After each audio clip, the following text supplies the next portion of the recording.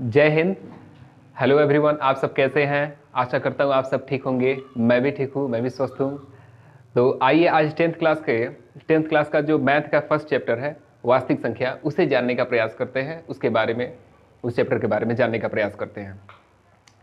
लेकिन इससे पहले एक बहुत ही खुशखबरी है जो कि आप सब, मेरे ख्याल से आप लोग जानते होंगे। वो ये कि आज जो है मैंने कुछ दिन पहले स्टेटस भी ऐसे लगाया था। ट्रिपल आर यानी कि RRR का जो सॉन्ग था, साउथ मूवी जो निकला हुआ था जूनियर NTR और रामचरण तेजा का, तो उसका एक सॉन्ग था नाटू नाटू। एक सॉन्ग है, बहुत ही प्यारा, बहुत ही मजेदार सॉन्ग है। उसको ऑस्कर के लिए नॉमिनेटेड किया गया था। और संयुक्त देखिए कि बेस्ट सॉन्ग जो है ना, आप देखेंगे RR का जो सॉन्ग है नाटू नाटू, उसको ओरिजिनल फॉर्म में उसको बेस्ट सॉन्ग का ऑस्कर का अवार्ड मिला है, ऑस्कर अवार्ड मिला है। ये भारत के लिए बहुत ही खुशखबरी की बात है। और साथ ही साथ एक भारत का ही एक मूवी है द एलिफेंट विस्पर्स, है ना, इसको बेस्ट डॉक्यूमेंट्री शॉर्ट फिल्म का अवार्ड मिला हुआ है। तो ये बहुत ही आज खुशी का दिन है। मैं जैसे ही ये न्यूज़ सुना मुझे बहुत ही खुशी हुई, बहुत ही प्रसन्नता हुई। मैंने सोचा ये सब खुशी इतनी है कि मैं आपसे भी कह रहा हूँ। तो और मैं चूँकि बिहार से, गोपालगंज से हूँ, और हमारी जो जो मदर टंग है वो भोजपुरी है। और भोजपुरी में ऐसे ऐसे कलाकार हैं, और भोजपुरी के कलाकारों, गंदे कलाकारों और इन सब के बारे में क्या कहना। ये लोग मैंने इन अवार्ड्स, इन अचीवमेंट से कोसों कोसों दूर हैं। और जब तक ऐसी गंदगी, ऐसे गंदे कलाकार हमारे भोजपुरी इंडस्ट्री में रहेंगे, तब तक भोजपुरी कभी भी, अरे इंटरनेशनल लेवल की बात छोड़िए, नेशनल लेवल तक भी नहीं जा सकती है। तो देखते हैं, आशा करते हैं कि भविष्य में कोई अच्छा पढ़ा लिखा मुख्यमंत्री आए और इन भोजपुरी फिल्म इंडस्ट्री का सुधार करें। अस्तु, आते हैं विषय वस्तु पर, वास्तविक संख्या पर। तो सबसे पहले हम जानने का प्रयास करते हैं कि अंक जो है, हम जो भी मैथमेटिक्स पढ़ते हैं तो ये दार्शनिक प्रणाली में पढ़ते हैं। कहीं कहीं बाइनरी नंबर भी होता है, द्विआधारी संख्या। ऐसे जो भी सिस्टम्स होते हैं कंप्यूटर का या फिर मोबाइल का, जो डिजिटल सिस्टम्स होते हैं, वो बाइनरी नंबर में ही कोई चीज़ अगर हम डायल करते हैं तो बाइनरी नंबर में ही एक्सेप्ट करते हैं। ये शायद हम सबको पता है। और अंक जो है, हम अभी जो पढ़ते हैं 1 2 3 4 5 6 7, ये दार्शनिक प्रणाली है, डेसिमल नंबर सिस्टम है। इसमें 10 अंक होते हैं। कौन कौन से होते हैं? तो आप देखेंगे यहाँ पे 0 1 2 3 4 5 6 7 8 9, ये 10 अंक होते हैं। इन 10 अंकों को 2 भागों में बांटा जा सकता है, सम अंक और विषम अंक। सम अंक इवन डिजिट, विषम अंक ऑड डिजिट। सम अंक में आप देखेंगे कौन कौन से आएंगे, 2 0 2 4 6 8, ये सम अंक में आएंगे। और विषम अंक पे आएंगे 1 3 5 7 9। देखिए, बचपन में हम लोग परिभाषा से 7वीं 8वीं कक्षा में ऐसा सिखाया गया था कि सम संख्या किसे कहते हैं, विषम संख्या किसे कहते हैं। तो ऐसे कहा जाता है कि सम संख्या किसे कहते हैं, तो वैसी संख्या जिसमें 2 से पूरा पूरा भाग लग जाए उसे सम संख्या कहते हैं। और वैसी संख्या जिसमें 2 से पूरा पूरा भाग न लगे, अर्थात शेषफल कुछ बच जाए, 0 के अतिरिक्त शेषफल कुछ बच जाए, तो उसे हम विषम संख्या कहते हैं। अब हम लोग को डिफाइन कैसे करना है, कैसे पहचान करना है कि ये सम संख्या विषम संख्या है, तो हम सम अंक और विषम अंक पर ध्यान देंगे। अगर उसके इकाई अंक पर कोई भी सम अंक है तो हम उसे कहेंगे सम संख्या। अगर उसके इकाई अंक पर विषम अंक है तो हम उसे विषम संख्या कहेंगे। इस तरीके से हम पहचान करेंगे। इसके बाद संख्या पर आते हैं, तो अंकों के सम्मिलित रूप को हम संख्या कहते हैं। संख्या एक अंक की भी हो सकती है और एक से अधिक अंक की भी हो सकती है। तो सबसे पहले देखते हैं प्राकृत संख्या, नेचुरल नंबर। प्राकृत संख्या किसे कहते हैं? गिनती की संख्या को प्राकृत संख्या कहते हैं, या 1 से लेकर 1 1 बढ़ती अनंत तक की संख्या को प्राकृत संख्या कहते हैं। इसे कैपिटल N से सूचित करते हैं।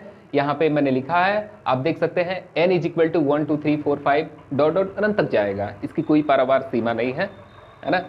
उसके बाद आता है पूर्ण संख्या, आती है पूर्ण संख्या। तो पूर्ण संख्या किसे कहते हैं? पूर्ण संख्या का इंग्लिश होता है होल नंबर, है ना। इसे W से सूचित करते हैं। पूर्ण संख्या किसे कहते हैं? तो 0 से लेकर 1 1 बढ़ती हुई अनंत तक की संख्या को हम पूर्ण संख्या बोलते हैं। 0 से लेकर 1 1 बढ़ती अनंत तक की संख्या को हम पूर्ण संख्या कहते हैं। इसे W से सूचित करते हैं। और आप देख सकते हैं यहाँ पे 0 1 2 3 4 डॉट डॉट, ये भी अनंत तक जाएगा, है ना। पूर्णांक संख्या किसे कहते हैं? तो देखिए, पूर्णांक संख्या इंटीजर नंबर इसका इंग्लिश होता है। पूर्णांक संख्या किसे कहते हैं?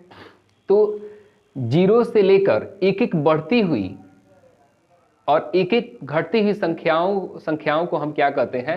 पूर्णांक संख्या कहते हैं। 0 से लेकर 1 1 बढ़ती हुई अनंत तक की संख्या और 0 से लेकर 1 1 घटती हुई अनंत तक की संख्या को हम पूर्णांक संख्या कहते हैं। जैसे यहाँ पे आप देख सकते हैं, पूर्णांक संख्या को I से सूचित करते हैं। आइए इसका एग्जांपल देखते हैं। जैसे आप देख सकते हैं यहाँ पे i is equal to 0 +-1 +-2 +-3 dot dot अनंत तक जाएगा। प्लस में भी बढ़ते बढ़ते अनंत तक जाएगा और माइनस में भी घटते घटते अनंत तक जाएगा।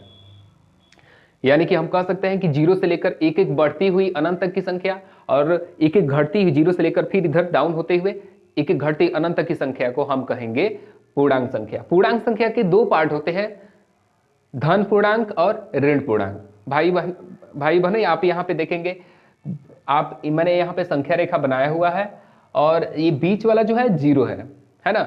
0 न तो धनात्मक होता है न तो ऋणात्मक होता है, धनात्मक भी होता है ऋणात्मक भी होता है, ये ध्यान रखिएगा। तो 0 से जब हम RHS की तरफ चलते हैं, RHS की तरफ, यानी कि अगर मैं ऐसे खड़ा हो जाऊं, है ना, यहाँ पे ऐसे अगर मैं खड़ा हो जाता हूं तो आप देखेंगे ये RHS की तरफ हो जाएगा, है ना, और ये LHS की तरफ हो जाएगा।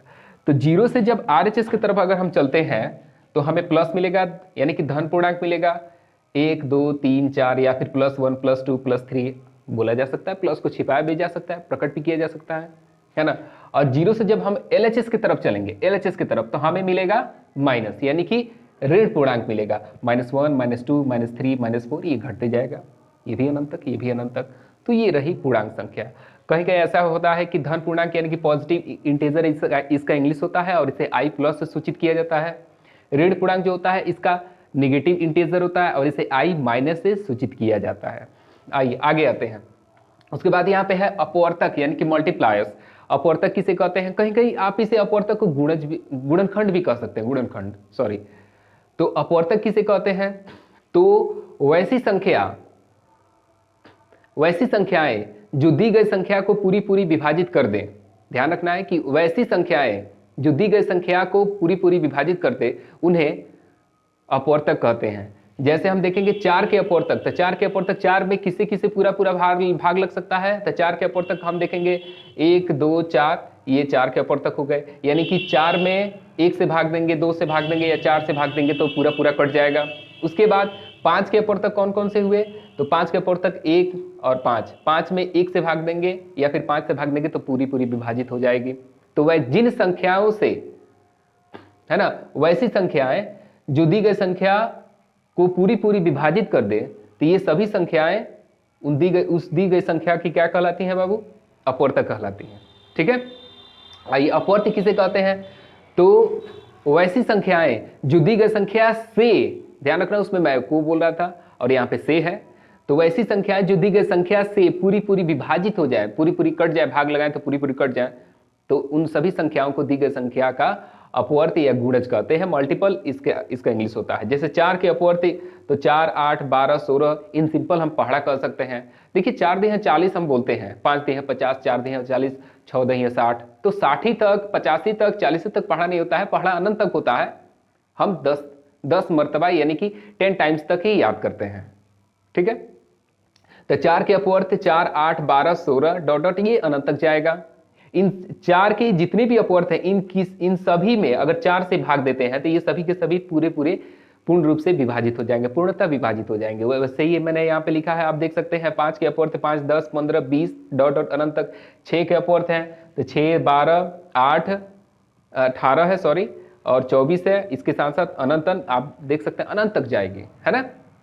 तो ये अपवर्त हो गए। उसके बाद हम देखेंगे यहाँ पे अभाज्य संख्याएं, प्राइम नंबर।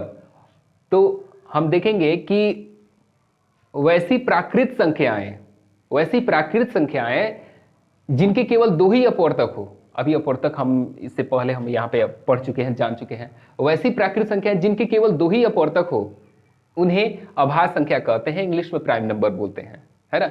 जैसे 2 3 5 7 11 13 17 डॉट डॉट ये अनंत तक जाएगा। 2 किसे किसे कटेगा? तो 1 से कटेगा और स्वयं 2 से कटेगा, इसके अलावा 2 का कोई अपवर्तक नहीं है। तो 2 क्या है? अभाज्य संख्या है। वैसे ही 3 5 आप देख सकते हैं, 7 11 9 नहीं होगा। वैसी विषम संख्याएं जिनके केवल 2 ही अपवर्तक होते हैं वो भी इसी श्रेणी में आती है, यानी कि अभाज्य संख्या की ही श्रेणी में आती है। 2 एकमात्र सम संख्या है और सबसे छोटी अभाज्य संख्या है ना, जो सम होने के साथ साथ अभाज्य संख्या भी है। 2 एकमात्र, इसके अलावा कोई भी ऐसी सम संख्या नहीं है जो कि सम हो और साथ ही साथ अभाज्य संख्या हो। केवल दो ही एक ऐसी अभाज्य संख्या है जो अभाज्य संख्या होने के साथ साथ सम है, सम संख्या है, या हम कहेंगे सम संख्या होने के साथ साथ अभाज्य संख्या भी है। ठीक है, उसके बाद आती है भाज्य संख्या। तो ठीक अभाज्य संख्या के उलट इसकी परिभाषा होगी। भाज्य संख्या किसे कहते हैं? Composite number. वैसी संख्याएं जिनके दो से अधिक अपवर्तक हो, वैसी संख्याएं जिनके दो से अधिक अपवर्तक हो उन्हें भाज्य संख्याएं कहते हैं, है ना। जैसे 4, 6, 8, 9, 10, 12 डॉट डॉट, ये भी देख सकते हैं, अनंत तक जाएंगे। 4 के अपवर्तक आप देख लीजिए, तो 4 किसी किसी कट सकता है, 4 1 से कट सकता है, 2 से कट सकता है और स्वयं 4 से कट सकता है, यानी कि 4 के कितने अपवर्तक हुए? 3 अपवर्तक हुए।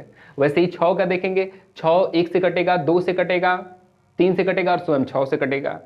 तो ये अपवर्तकों की संख्या 2 से जब अधिक होगी तो वो भाज्य संख्या की श्रेणी में आ जाएंगे, वैसी संख्याएं भाज्य संख्या की श्रेणी में आएंगी। ठीक है, उसके बाद सह अभाज्य संख्याएं हैं। आप देख सकते हैं यहाँ पे को प्राइम नंबर है। तो देखिए वैसी प्राकृत संख्याएं, वैसी दो प्राकृत संख्याएं जिनके बीच का मौसा 1 हो, है ना, या जिन दो प्राकृत संख्याओं के बीच का मौसा 1 हो उन्हें हम कहते हैं सह अभाज्य संख्याएं, को प्राइम नंबर। 10th क्लास में ये बहुत महत्वपूर्ण इसका काम आता है सहअभाज्य संख्या का। तो जैसे 1 2 हो गया, 2 3 हो गया, 3 4 हो गया, 4 9 हो गया, 10 7 हो गया, कोई भी दो प्राकृत संख्या ले लीजिए, उनका मौसा निकालिए, मौसा 1 होगा तो हम कहेंगे कि वो दोनों प्राकृत संख्या क्या है? तो सह अभाज्य संख्याएं हैं। ठीक है, उसके बाद से जुड़वा अभाज्य संख्याएं हैं, ट्विन प्राइम नंबर्स हैं। तो इसके लिए जो परिभाषा है आप देखेंगे कि जिन दो अभाज्य संख्याओं के बीच का अंतर 2 होता है, जिन दो अभाज्य संख्याओं का, इसमें 2 अभाज्य संख्या लेना है।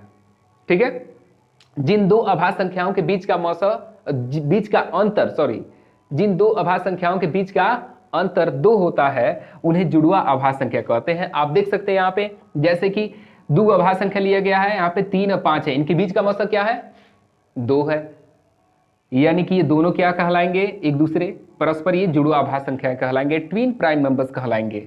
वैसे ही 5 7 है, तो 5 और 7 के बीच का डिफरेंस कितना है? तो 2 है, तो इसलिए ये कहलाएंगे 5 और 7 जुड़वा अभाज्य संख्या है। ठीक है, अगर हम लेते हैं जैसे 7 11 ले लें, सपोज दैट 7 11 लेते हैं, तो 7 और 11 के बीच 4 का अंतर है, जबकि अंतर कितना का होना चाहिए? 2 का अंतर होना चाहिए। कितना का अंतर होना चाहिए? 2 का। और 7 और 11 लेते हैं तो 4 का डिफरेंस है, दैट मीन्स 7 और 11 जो है they are not twin prime numbers, है ना। तो ट्विन प्राइम नंबर्स यानी कि जुड़वा अभाज्य संख्या होने के लिए जिन दो अभाज्य संख्याओं के बीच का अंतर 2 हो, उन दोनों अभाज्य संख्याओं को जुड़वा अभाज्य संख्याएं कहेंगे। ठीक है, आशा करता हूं आप लोग अच्छे से समझे होंगे। उसके बाद है संपूर्ण संख्याएं यानी कि कंप्लीट नंबर्स, है ना। तो वैसी प्राकृत संख्या जिनके गुणनखंडों का योगफल, वैसी प्राकृत संख्याएं जिनके गुणनखंडों का योगफल उस संख्या से, दी गई संख्या से दुगुना हो। जिस प्राकृत संख्या के गुणनखंडों का योगफल उस दी गई संख्या से दुगुना हो उसे हम कहते हैं संपूर्ण संख्याएं। जैसे 1 और 100 के बीच में 2 ही ऐसी संख्याएं हैं जो कंप्लीट नंबर्स यानी कि संपूर्ण संख्याएं हैं। कौन कौन से? तो 6 है और 28 है। 6 के अपवर्तक आप देखेंगे 1 2 3 6 है, इनको जोड़िए, जोड़ने के बाद से आपको मिलेगा 12, यानी कि 6 दूना 12, दुगुना, 2 गुणे 6 12 है, 2 गुणे 6 यानी कि 6 का दुगुना, है ना, 6 दूना 12। ठीक है, वैसे ही आप देखेंगे 28 के अपवर्तक, तो 28 के अपवर्तक 1 2 4 7 14 28, इनको जोड़ेंगे तो आएगा 56। 56 क्या है? तो 28 का दुगुना है, तो हम कहेंगे 28 क्या है? तो 28 जो है वो है संपूर्ण संख्या। ठीक है, उसके बाद नीचे है परिमेय संख्या। परिमेय संख्या किसे कहते हैं? तो एक मन में कॉन्सेप्ट सबसे पहले बैठा लीजिए परिमेय संख्या जानने से पहले कि परिमेय संख्या एक प्रकार का भिन्न होता है, बस उसके बाद फिर आगे मैं बताऊंगा। अभी परिभाषा, इसका परिभाषा देखते हैं। तो परिमेय संख्या किसे कहते हैं? तो वैसी संख्या जिसे p बाई क्यू के रूप में लिखा जा सके, जहां q is not equal to 0 और p और q पूर्णांक संख्या हो, धन पूर्णांक ऋण पूर्णांक जो भी हो, पूर्णांक संख्या हो, उन्हें हम क्या कहेंगे? परिमेय संख्या कहेंगे। या हम दूसरे लहजे में ऐसे भी बोल सकते हैं कि वैसी संख्या जिसे p बाई क्यू के रूप में लिखा जा सकता है, जहां q is not equal to 0, है ना, p और q क्या हो? सहअभाज्य संख्याएं हो। या सीधे सीधे आप बोल सकते हैं कि जिन वैसी संख्या जिसे p बाई क्यू के रूप में लिखा जा सके जहां p और q सहभाज्य संख्या हो। ऐसे भी एकदम शॉर्टकट में भी बोल सकते हैं, आपकी मर्जी। मैंने 3 तरीके से बोला, आप जो इच्छा हो सो बोल सकते हैं, है ना। तो कुल मिला के वैसी संख्या जिसे p बाई क्यू के रूप में लिखा जा सकता है जिसे जहां q is not equal to 0 और p और q क्या हो, तो p और q पूर्णांक हो, उन्हें हम कहेंगे परिमेय संख्याएं। आप देखेंगे एग्जाम्पल देख सकते हैं, 1 है, 2 है, -3 है, 5/6, -3/2, 0, 100/101। आप कहेंगे ये तो सिंगल है, 1 है या 2 है या -3 है, ये p बाई क्यू कैसे हो सकता है, अंश बटे हर कैसे हो सकता है। मैंने शुरू में कहा परिमेय संख्या बताने से पहले कि परिमेय संख्या क्या है, तो परिमेय संख्या एक प्रकार का भिन्न है। तो भिन्न में अंश बटे हर भी तो होना चाहिए, हर भी तो होना चाहिए। तो यहाँ तो केवल ऊपर वाला अंश ही दिख रहा है, यानी कि सिंगल है। तो किसी भी संख्या के नीचे हम एक प्रकट कर सकते हैं, लिख भी सकते हैं, और एक अगर नीचे आता है हर में तो उसे छिपा भी सकते हैं, है ना। तो अगर -3 है तो हम लिख सकते हैं -3/1। तो -3 हो गया अंश, और एक जो छिपा हुआ था उसको प्रकट किए तो 1 हो गया हर, यानी कि इस प्रकार से अंश बटे हर हमें मिल गया। तो परिमेय संख्या एक प्रकार का भिन्न है ना। लेकिन यहाँ पे पॉइंट टू बी नोटेड, सभी परिमेय संख्याएं भिन्न हो सकती है, होती है, लेकिन सभी भिन्न परिमेय संख्याएं नहीं हो सकते हैं। ये बातें ध्यान रखिएगा। उसके बाद है अपरिमेय संख्या, इरेशनल नंबर्स। तो वैसी संख्या जिसे p बाई क्यू के रूप में लिखना संभव ना हो, जिसे नहीं लिखा जा सके, उसे हम अपरिमेय संख्या कहते हैं। अपरिमेय संख्याओं की पहचान ये है कि ये हमेशा जो है रूट में रहेंगी। अगर इनका दशमलव प्रसार आएगा तो अशांत अनावर्ती होगा। और परिमेय संख्याओं का दशमलव प्रसार दो तरीके का होता है, शांत और अशांत आवर्ती। तो शांत, अशांत आवर्ती, अशांत अनावर्ती, इसकी चर्चा हम अगले सेशन में करेंगे। और फिलहाल के लिए इतना ही, है ना।